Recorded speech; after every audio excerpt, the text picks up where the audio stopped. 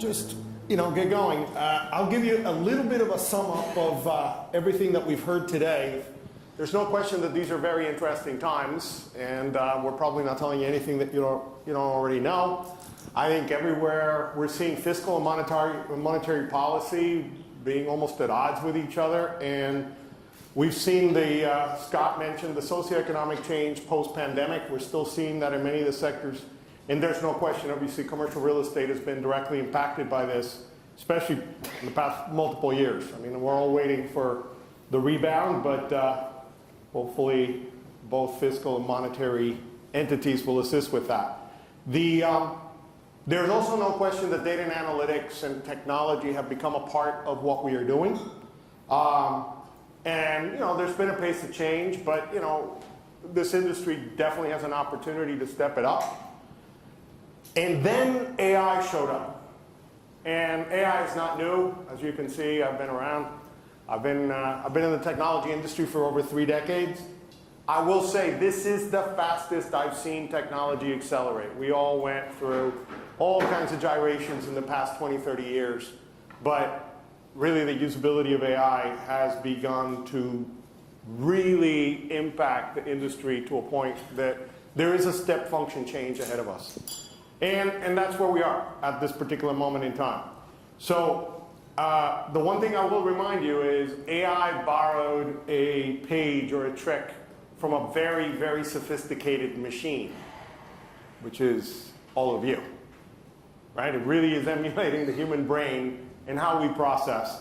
So I'm hoping that this actual panel is going to be a good opportunity to put the valuable machine to work, do a little bit of machine learning amongst all of ourselves, and learn from our fellow panelists here. So let me tell you who they are, and I will start with actually with Katie Smith, who's the Global Head of Performance. She's in the middle for LaSalle Investment Management. She joined LaSalle, I believe, in January of this past year, and she's a veteran of CBRE IM. Definitely has been dealing with these particular issues throughout her entire career. Also very pleased to have Emilio Portes Cruz. He and I could actually conduct this entire thing in Spanish. His Spanish is very good, mine is very poor, but it would be not interesting for you, but definitely for us. He is the Global Head of Innovation at Capital Markets and Value and Risk Advisory at JLL. He's been there leading the charge, if you have followed JLL, of how technology and all of its elements are really transforming the business of commercial real estate. So we're very, very pleased to have him here as well as Katie. And of course, Shubhra is, she snuck in here. She is a career CBRE, a CBRE employee or alum, if you will, that has been living in that intersection of data and insights and analytics and AI for quite some time. And we, Altus, and it's the only time I'll mention Altus for the next 40 minutes, stole her. So she is now our Vice President of Product Management. So we're quite pleased to have her, but I think you're on day what, 31? 31, there you go. So she's still not running out of the door screaming, so I think we're very excited to have her. All right, so with that, let me dive in so we get into this. And I'm going to start the panel by asking you all the same question, right?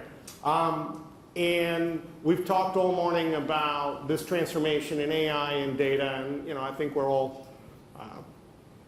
all get the fact that we want to talk about this. But I'd love to hear from your standpoint, where are we in that transformation? We like to say that we're in early stages, but I care a lot more about what you have to say. So where are we in that process of transformation that may be AI enabled? And where are your organizations? Shall I take this one first? Whichever one is ready to go. I mean, we're not renowned in the real estate industry as being ahead of the curve at anything, I don't think. So I would say at the very beginning. But at the same time, I feel like we've proven to be very adaptable and are also relatively quick to take on new ideas, perhaps not new technology. Sometimes we're quite slow to adopt new technology. But I feel like we're at the beginning. But at the same time, I think that gives us a great advantage because, as you said, Jorge, the advancements in technology that have been brought about by AI mean that I feel like we could almost jump ahead of the curve if we utilize AI in the right way. Mm-hmm. And one thing I'm very comfortable by, I think there's a lot of doom spiraling when it comes to AI, and people are very panicked. Like, what am I going to have a job in 5 years' time, or is the computer going to be doing it for me? But look at some of the great innovations we've seen today, and look at Forbury. Isn't that a great tool? But the interface is Excel. We all know how to use Excel, right? So it's a fantastic tool, but uses, it's almost that, Nico was talking about that, using human stuff we're used to, human interaction with AI, and that's really where I think we'll see a lot of advancement. That's great. Any other perspectives? Emilio, Shubhra? I can go. So I would say before CBRE, I spent quite a bit of time in financial services. The CRE vertical is lagging, but I think to what Katie said, there's a lot of enthusiasm. Like, we spend most of the day today hearing about AI and the opportunities. And I think that circumvention might happen in CRE, right? Where, yes, I'm a data person, I think about standardization, MDM, when will we link all of this data, when will this fragmentation stop? But maybe we don't need to worry about all that so much because AI can actually come and circumvent it. So exciting time for the industry. Great. So, yeah, it works. So, yeah, I think it's the most exciting times that we've seen in the industry in a long time. I have that panic moment from a lot of our more junior people saying, I'm now in this industry and everything is going to be disrupted. What's going to happen with their jobs? So I think this is a massive opportunity for everyone to step up. When we see AI, so heuristic models, that is what works best for all related to values, have been with us for 40 years. Okay, so it's something that is not new. What we see now a lot is a lot of generative AI, agentic AI, and that has made AI easier to access for everyone. So whether we like it or not, everyone in our organizations is using AI. All our juniors in every company are using all these systems that are available every day. So it's a huge opportunity to improve the operational side of our business. I think the challenge is how we use AI and data to help us to transform our business in the top lines. And that is what should focus ourselves about. That is what is going to be a game changer. And that's where our industry is a little bit behind other industries that have reinvented the way they are targeting the top line revenue. And then where we are, the second part of your question, in JLL we saw this like 12 years ago when we really put this as a top priority in our strategy. We've been investing in how we can gather data externally and internally to provide our people a suite of products that help them to do more. It's how we can enable our people. When we speak about transformation, it's about transforming the way we're providing services. It's not about always disruption.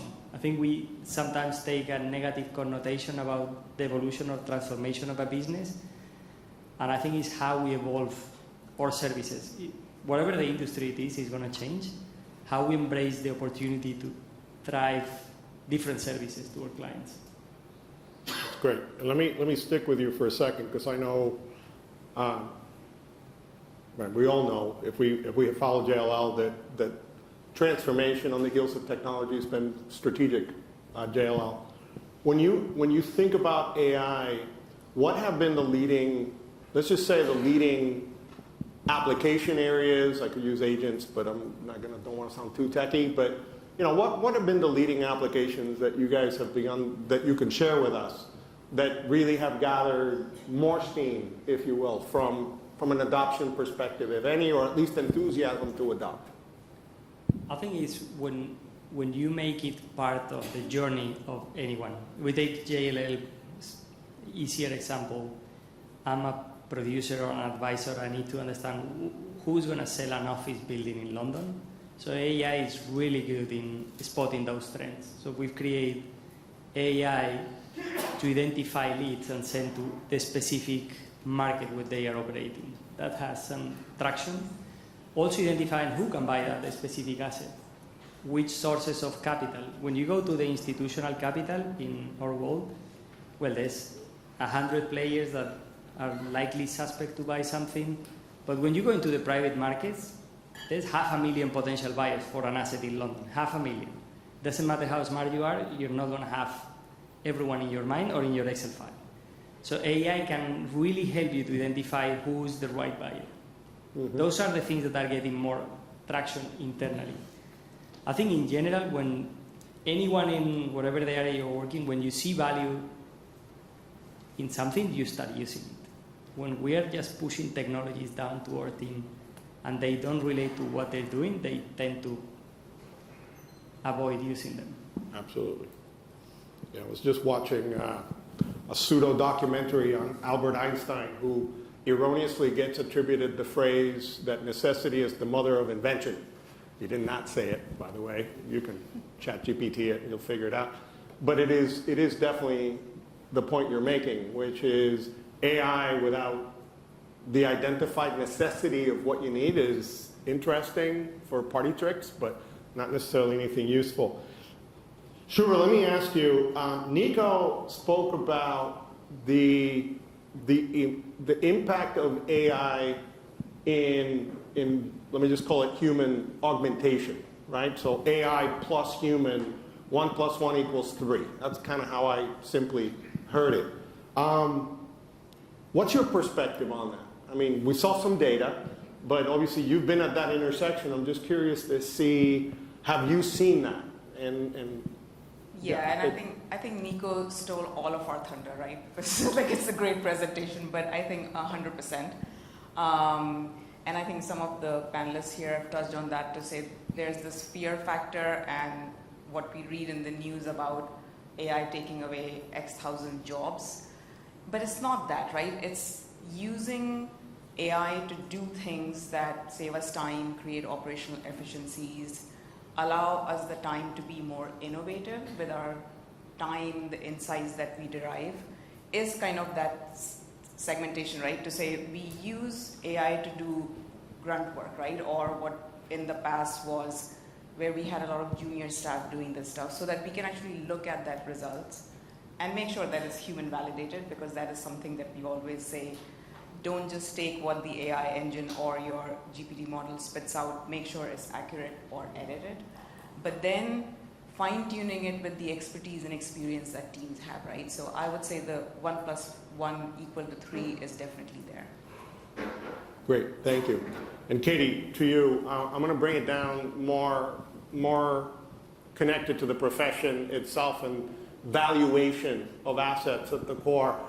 I would imagine we all agree AI and valuation are going to collapse. Those two things are, I was going to ask you if you agreed, but I've already heard you a number of times. I'm like, okay, she agrees. But what I'm more interested in, which I'd like the audience to hear about, is your perspective on the impact on the industry and then the professionals in the industry. If you look at surveyors, so more of the cultural impact aspect, because you're right, there's a lot of gloom and doom that doesn't necessarily need to be the reality, but would love to get, have you share your perspective on how do you see, things like, for example, we don't use the word ABM at Altus anymore. We don't like it. I don't think anybody likes it, but ultimately automation and AI in doing these things, but how does it impact the profession of the industry? Yeah, well, like I said, I don't think AI is around to take all of our jobs, because ultimately I think as people we like to hear from other people, ultimately, and especially in real estate, if you think across other investment asset classes, what makes real estate different is that we don't have a homogeneous asset class, right? Every building is different, and I think you can leverage AI to automate a whole bunch of stuff, but I think we will always need people and their opinions. Part of what drives the whole economy is behavioral economics, right? No one can predict the future for exactly that reason, that we throw human thought into it and it disrupts everything. So I think we will see AI transform processes, and I am so excited to have AI help with some of, as Shubhra mentioned, the data challenges we have in real estate, right? That's one of the reasons we're a bit of a laggard, is that we just have really bad systems, system compatibility and systems talking to each other, and hopefully AI can solve some of that for us.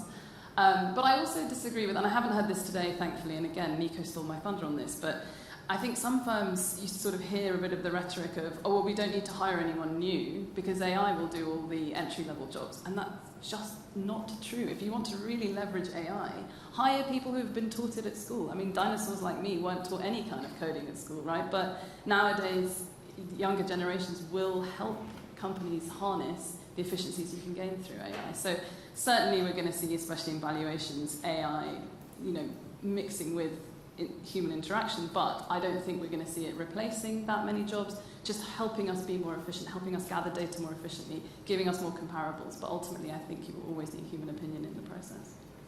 Thank you. That's very, very insightful.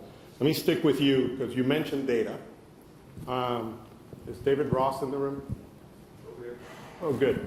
So I'm going to steal one of the quotes that he taught me many years ago when we were both in advanced analytics. And I think he said to a crowd, data is where all advanced analytics projects go to die, right?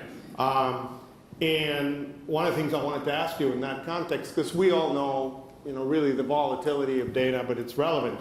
How does LaSalle, and even in your prior experience, how do you approach things like data quality, usability, which is a huge issue, and then of course protection, when you think about it as really being oxygen for everything that we're talking about?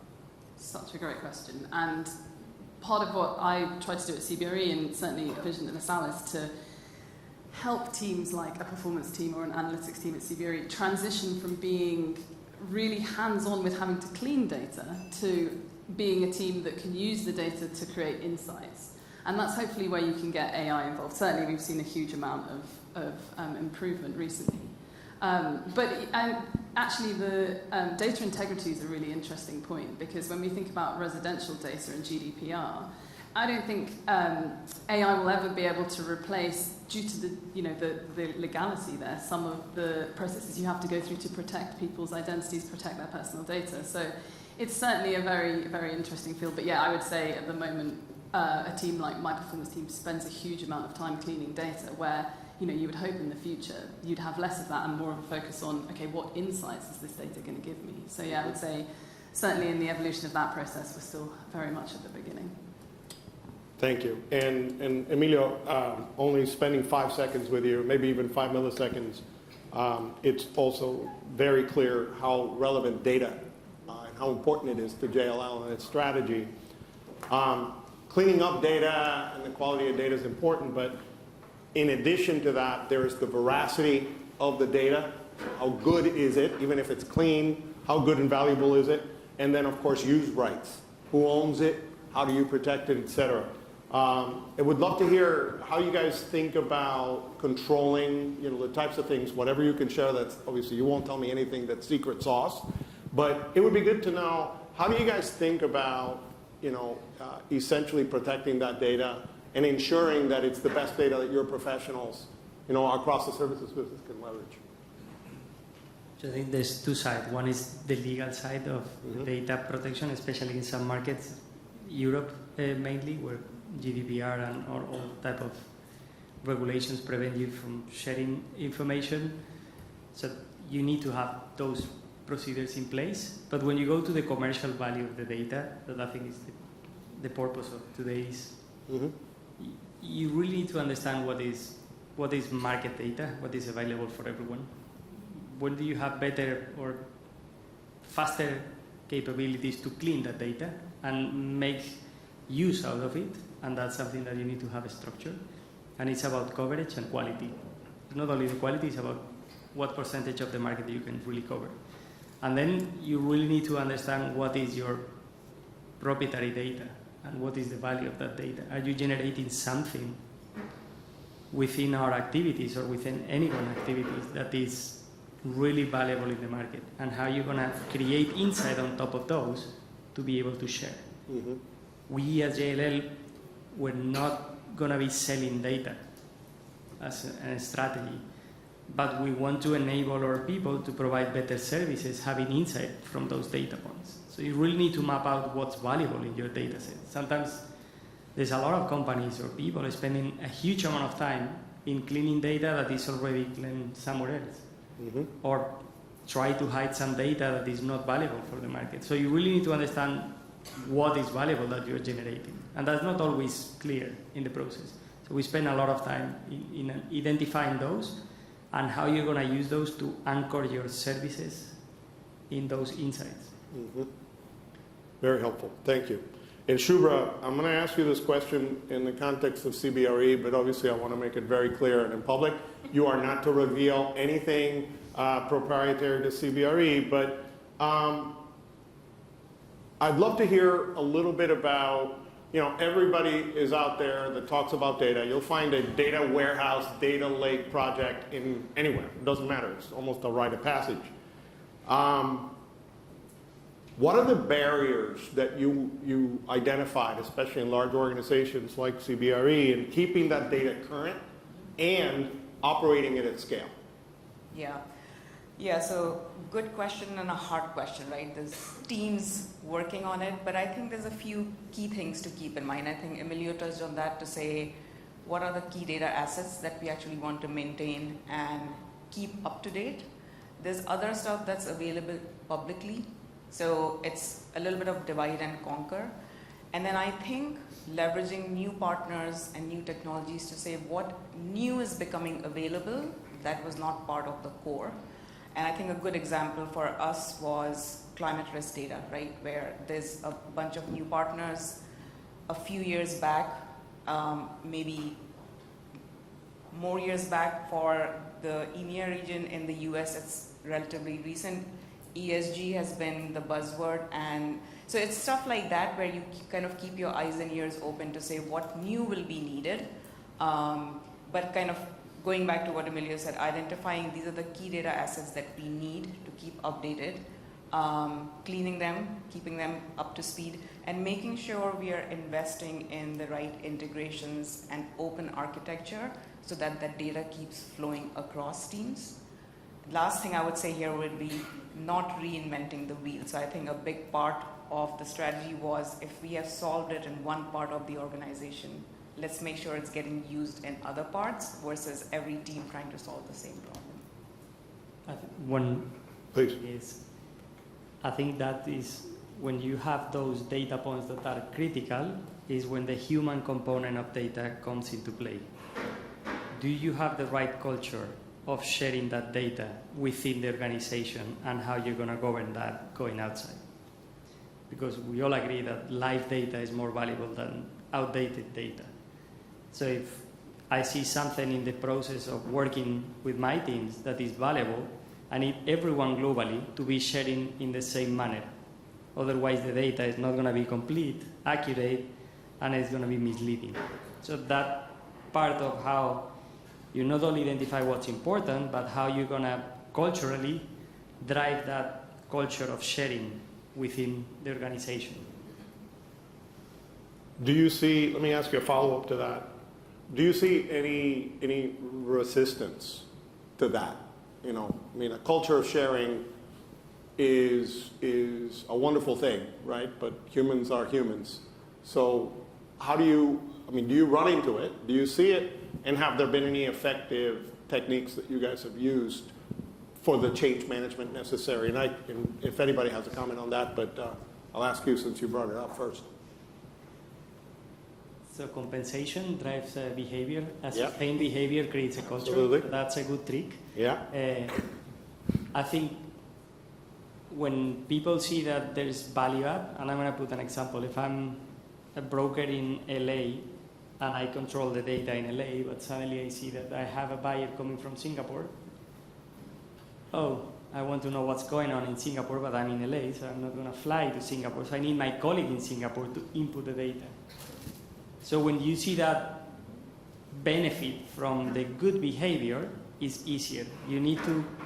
People need to picture themselves in that future when they are sharing, when they are using data, they are using technology. Otherwise, they go into, wow, what's going to be about myself with all these changes? It's good about disruption in other industries, but in our industry, I need to understand how my job is going to happen when all these things change. Right.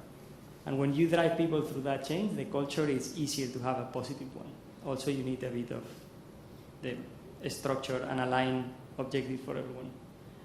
And Jorge, I would also add the example, Emilio, that you were talking about, similar at my previous employer, but I think also when that data is not only available to, let's say, that specific market broker, but it could be made available because there's new sources now to say there's partners like ZoomInfo, LinkedIn that are able to scrape the web and provide more trends analysis, it then becomes a lot more intuitive to say, instead of a partner providing that, let us share the data between internal teams and drive value for the company, because it's not in my safe house anymore, right? So yeah. Absolutely. Katie, I'm going to ask this question to everybody, and Emilio kind of gave us a preview of this in one of his previous answers in terms of how they're using AI, but really wanted to get into, necessity, pain points. At LaSalle, have any particular pain points risen to the top of the list that you guys have a hypothesis AI, or at least AI plus human, could actually have an impact in, again, without sharing anything that you can't share, but it'd be interesting to see how you guys have prioritized that. What's landed at the top of the list relative to, you know what, we need to solve for this, we need to solve for that, it's a big issue. We could apply AI to this. Yeah, so I think in terms of my list, definitely things like speed of data aggregation, for sure. Writing Python scripts. I don't need to learn Python anymore, even though I started trying to, then realized it was pointless because I could just get AI to write it for me. So things like that. I think as a firm, and as a reminder, everyone only started at LaSalle in January, so perhaps this is just a new person's insight into this. I do think there's a huge cultural challenge around exactly what we were just talking about. Saving my data on a spreadsheet on my hard drive is, it becomes a very this is mine mentality. Whereas if you really want to leverage AI, you need people to be sharing that data. And sometimes that individual doesn't necessarily see the benefit of having a global data lake, for example. Like what if I work on, high street London retail, why do I care about what's going on in Chicago? So I think culturally, there's a huge change that people, and this isn't specific to LaSalle. Certainly, it was the same at CBRE. I think we need to go through this cultural change. Firstly, of realizing that in order to leverage AI, firstly, how do you train AI on data, right? You need to have better practices around how you are responsible in sharing your data. And Emilio, I'm glad you mentioned compensation. Part of what I think, in order to you need a carrot and a stick, right, to get things to work. But the stick is, I'm going to put in your performance review, you are now responsible for data. Because I think lots of people don't see that they are responsible for data, but actually everyone is. Every role at LaSalle has a data responsibility. And then the carrot being, how do you then show people how they can leverage this even as an individual working on high street London retail, right? How is having those comparables globally going to be useful to them? So I think, in terms of what's at the top of the priority, really it's actually we're not even at the stage where it's necessarily AI. It's more sort the data out, get the data in a place where we can then use AI to leverage the data and get insights from it. Great. Thank you for that. And we completely agree. Again, David Ross agrees with you, for sure. He has agreed for like 30 years on the same thing. Well, maybe 20, David. You're not that old. All right. And I wanted to ask you, from the perspective of professions, and I recognize you'll have brokers, you have investment managers, you have asset managers. What does this industry look like in 5 to 10 years?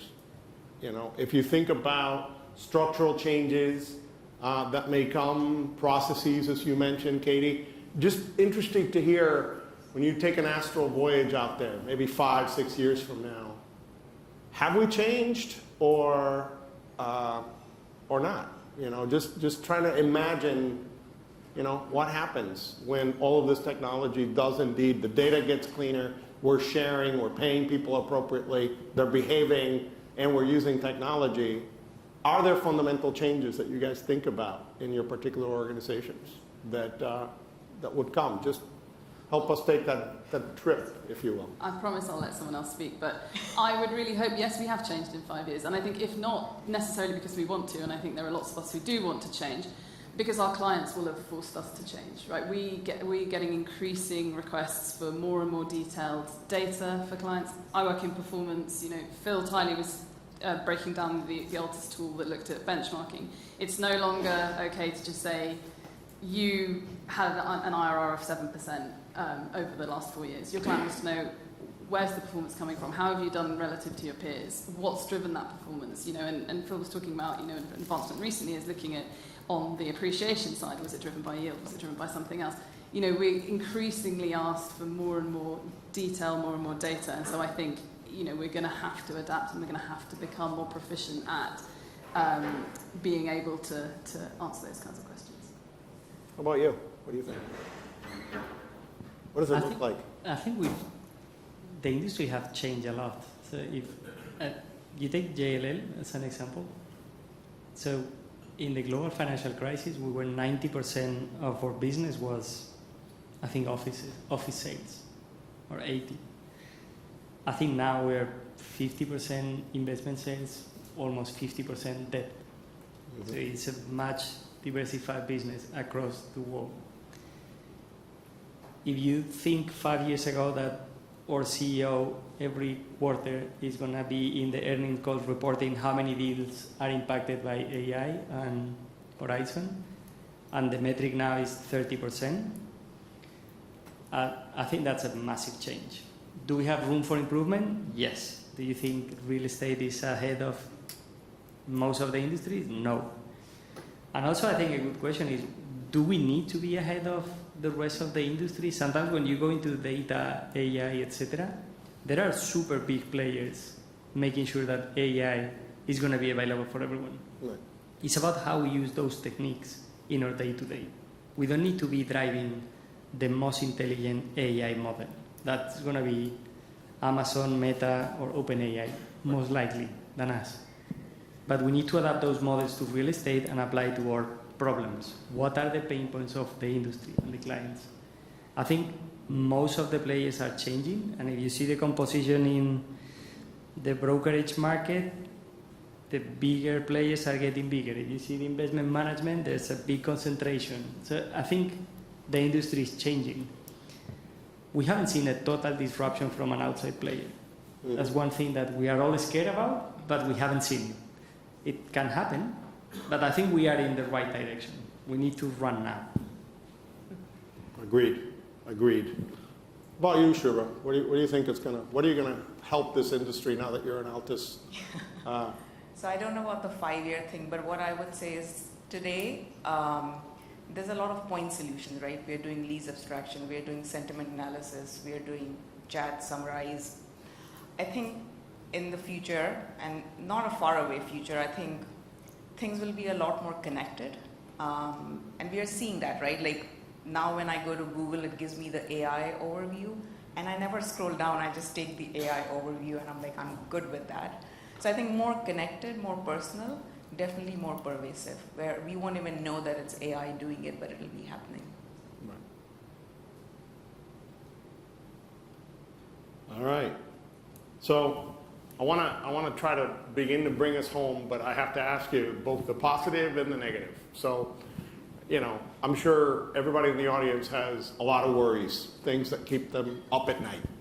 I'd love to hear what keeps you up at night, and I'll just give you a preview that before cocktails, I'm also going to ask them what gets them really excited about what's coming, which I think you get a notion of it already. So we are ending on a high note here and not have to drink because we need a drink. So, but let me ask, and Shubhra, let me start with you. What keeps you up at night? And The love of spreadsheets that this industry has. It's like but I think just the state of the data, and we talked about it already, but when do we get to a more mature state, the fragmentation? And I think a lot of it is also, like this industry is very much M&A, divestitures and all of that stuff, and I think the data stuff just lags behind, but I definitely think about that a lot, yeah. So the data, sorting out the data as The Katie. data and yes, how we store it, how we connect it, how fragmented it is, yeah. Katie? Same answer. I do also, sorry Shubhra, I love spreadsheets. But no, definitely the data, the fact that it's so fragmented. I have a global role. I don't think it matters that we're quite different regionally as a real estate organisation. LaSalle is quite different regionally, and I don't think that matters. Because ultimately, real estate is real estate, even if it's real estate debt, etc. Indirect investing in real estate, it's all the same thing, it's all real estate. But trying to get that interconnectivity between the data, at the moment it's a total nightmare. And it takes weeks. Yeah. So yeah, that's what keeps me up at night. So you're with her? Yeah. Yeah, Definitely okay. you've run this. How about you? Yeah, I think miss on something that we have within the data wall that we don't see, and someone get it right. Because what we are seeing with AI is that in any industry, whoever gets it right takes everything. Mm-hmm. And we're in a market that is fragmented to an extent. But if someone gets to a point, you select advisors based on the value you are receiving. So if someone can really change the nature of the transaction, I think the critical element is speed up the transaction process for real estate. That will increase allocations to real estate and will allow real estate to compete with other asset classes in the asset allocation wall. If someone really crack how to speed up a transaction, that can displace the market. So that's keep me up at night. Very interesting. That's great. Now, I think all of you come across as being very excited about AI. So I'll just try to ask the question in a very simple way. Assuming AI is happening, so whether we like it or not, it's happening.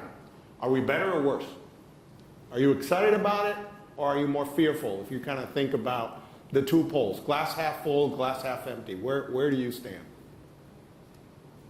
And I'll let any one of you. Definitely excited. I've already seen multiple use cases, and I think Nico mentioned this. The bottoms-up approach really works because the people that are doing the jobs know what the pain points are, and they solve it, and then they become success stories. So it's very much a positive effect that happens in an organization or a team. So definitely a champion. Oh, 100% excited. Like, how great is it that we don't have to sit and spend hours writing performance reviews anymore, right? Like, honestly, that was such a pain. And I think I'm excited about it because I think if you can harness AI to make you the best investment manager out there, use the analytics to really help with the decision making. I don't think it's going to replace people, as I keep saying. You help elevate the people in those roles to make the best decisions. Then, great, you know. Fantastic. You're not excited about it at all. I'm super excited. I think intellectually is a really good times to be in any industry, to be honest. But this one in particular present specific challenges where AI can play a very important role. So I'm very excited. That's great.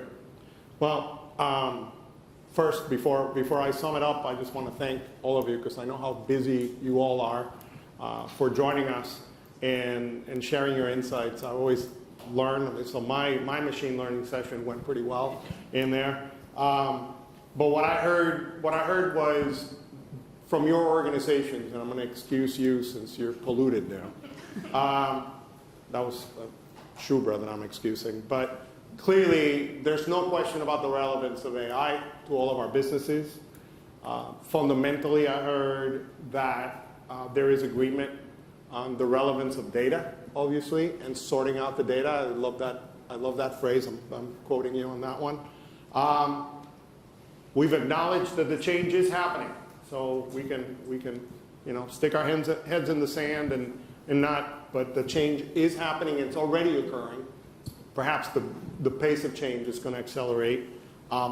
We've acknowledged that there's a need for change management all the way down to compensation and objective setting systems for people to get them to operate in the new model.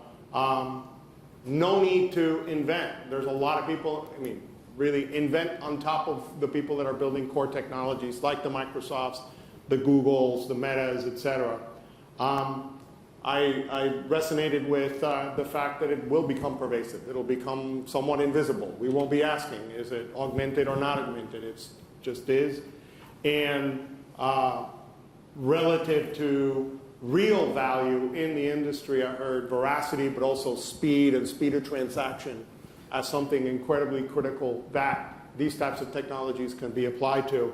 And I think that there's general agreement and excitement that it will add value, which is, you know, the only thing that I would say from our perspective. Obviously, we're voting with our dollars and our feet, in our you know, all of our investments, which is definitely, we see the value add. We will end up better as we go through this, if we do it thoughtfully, and if we collaborate as an industry as we go through it.